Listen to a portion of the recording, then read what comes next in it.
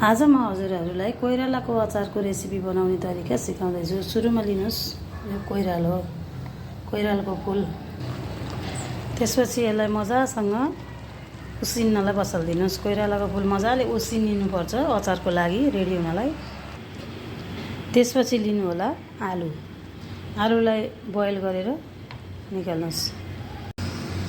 अब यता चाहिँ आलु उसिनेर यहाँ आलु रेडी भयो। खुर्सानी काटेर नि यहीँ राखेको छु, केराउको दाना। अब यसमा एड गर्ने तिलको छोप।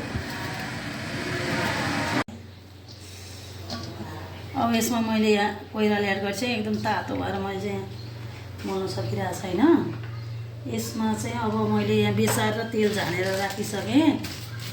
अब यसमा राख्दैछु नुन। कोइरालको अचार बनाउनलाई नुन अलि अमिलो हुने भएकोले अलि बढी नै नुन राखिरहेको छु मैले। स्वादअनुसार राख्नु होला नुन।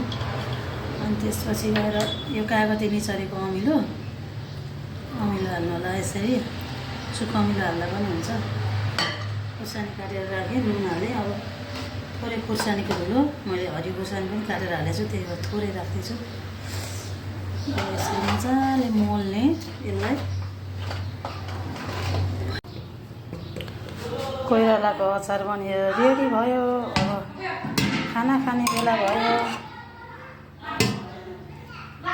काम गर्ने बेलामा चाहिँ मजाले गर्नु रे, अनि खाने बेलामा पनि आनन्दले खानु रे भन्नुहुन्थ्यो हाम्रो बा हजुरबाहरूले। यो चाहिँ सिप्लिकानको तरकारी हो।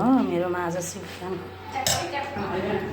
सिप्लिकानको तरकारी पाकेको छ साथीहरू। मेरोमा आज सिप्लिकानको तरकारी। अनि त्यसपछि गएर कोइरालाको अचार। अनि त्यसपछि गएर दाल। ल अब मेरो त खाना खाने बेला भयो। अब आनन्दले खाना खाने हो। जसले जे भने नि भनुन्। ल हेर्नुहोस्।